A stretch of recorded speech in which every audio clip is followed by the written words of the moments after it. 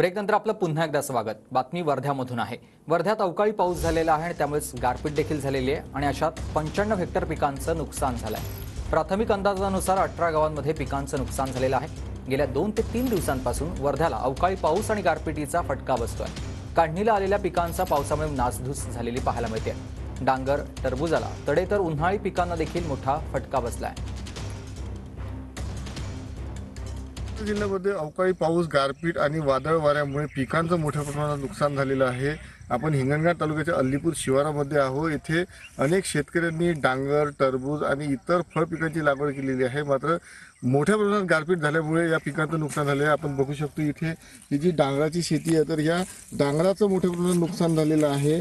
या डांगरांचं डांगरांची जी अवस्था झालेली आहे, तर त्यावरून आपण बघू शकतो की गारांची किती तीव्रता होती। डांगर तर फुटलेलाच आहे, यासोबतच टरबूज देखील अनेक शेतांमध्ये फुटलेले आहे।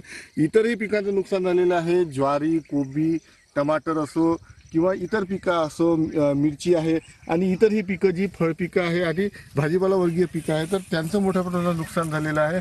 आणि लाखो रुपये खर्च करून शेतकऱ्यांच्या हातातोंडाशी आलेला घास या गारपीट आणि अवकाळी पावसामुळे हिरावलेला आहे आणि त्यामुळे शेतकऱ्यांची चिंता वाढलेली आहे। आर्थिक नुकसानीमुळे शेतकऱ्यांची चिंता वाढलेली आहे आणि यासाठी मदत देण्यात यावी अशी मागणी शेतकऱ्यांकडून होत आहे।